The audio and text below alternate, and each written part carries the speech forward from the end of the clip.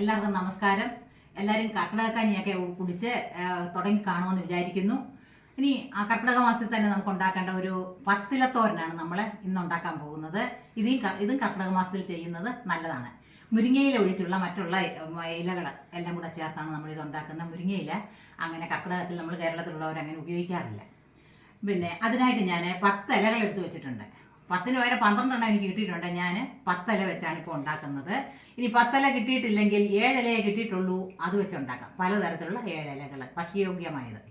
അപ്പോൾ ഇവിടെ ഞാൻ എടുത്തു വെച്ചിരിക്കുന്നത് ഇലകൾ പൊന്നാരി വീരൻ, പിന്നെ കുമ്പളം, പിന്നെ മത്തൻ, മൈസൂർ ചീര,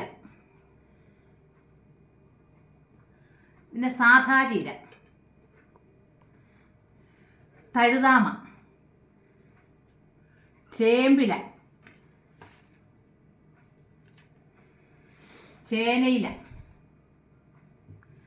സാമ്പാർ ചീര, കോവലിൻ്റെ ഇല. ഇത്രയുമാണ്. ഇല പറിക്കുമ്പോൾ ശ്രദ്ധിക്കണം, നമ്മൾ പിന്നെ എളുപ്പം ഇല നോക്കി വേണം പറിക്കാൻ. മൂത്ത ഇലകളല്ല പറിക്കേണ്ട, അത് പറിച്ച് നന്നായിട്ട് കഴുകി വെള്ളം വാരാൻ വെച്ചിട്ട് അതെടുത്ത് അരിഞ്ഞു വെക്കുക. പിന്നെ അതിന് ശേഷം ഇതിന് വേണ്ടുന്നത് നോക്കൂ, തേങ്ങ നമ്മൾ തിരുമ്മി വെച്ചിട്ടുണ്ട്. മുളക് പൊടി, മഞ്ഞപ്പൊടി, വെളുത്തുള്ളി, ഇത്രയുമാണ് വേണ്ടത്. കാന്താരിയും മറ്റേത് നമ്മൾ കർക്കിടകക്കഞ്ഞിയൊക്കെ കുടിക്കുന്നുണ്ട്, അത് ഒഴിവാക്കി. അപ്പോൾ ഇതൊന്ന് തോരന് വേണ്ടുന്ന പോലെ ഒന്ന് ഒതുക്കിയെടുക്കണം. പിന്നെ വേണ്ടുന്നത് ഉപ്പ്, വെളിച്ചെണ്ണ,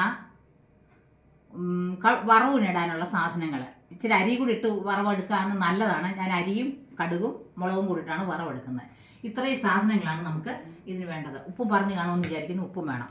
അപ്പോൾ നമുക്ക് നോക്കാം. ഞാൻ നേരത്തെ തന്നെ ഇതെല്ലാം അരിഞ്ഞു വെച്ചിട്ടുണ്ട്, കണ്ടില്ലേ? ചെറുതായിട്ട് അരിഞ്ഞു വെക്കുക. ഈ ഇലകൾ ചെറുതായിട്ട് അരിഞ്ഞു വെക്കുക.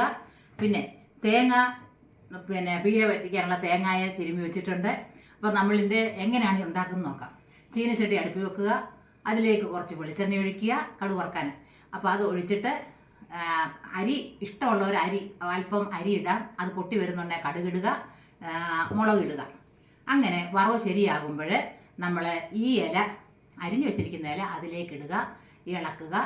എന്നിട്ട് ആവശ്യത്തിന് ഉപ്പ് ചേർക്കുക. കുറച്ചേ ഉപ്പ് ചേർക്കാവൂ, ഇല അങ്ങ് അമുങ്ങിപ്പോകും. കുറച്ചേ ഉണ്ടാവുള്ളൂ, കുറച്ച് ഉപ്പേ ചേർക്കാവൂ. എന്നിട്ട് അതൊന്ന് ഇളക്കിയിടുക. എന്നിട്ട് ഒതുക്കി വെച്ച് ഒന്ന് അടച്ചു വെക്കുക. വെള്ളമൊന്നും ചേർക്കണ്ട. കുറച്ച് തീ സിമ്മിലിടുക. അതിന് ശേഷം കുറച്ച് നേരം കഴിഞ്ഞ് നമ്മൾ ഈ അരപ്പ് അങ്ങോട്ട് ഇട്ട് കൊടുക്കുക. അരപ്പ് ഇട്ടിട്ട് കഴിഞ്ഞിട്ട് അതും ഒന്ന് ഇതാക്കിയിട്ട് നമ്മൾ പിന്നെ അത് എല്ലാം ഇളക്കിയിടുക. അപ്പോൾ നമ്മുടെ തോരൻ റെഡി.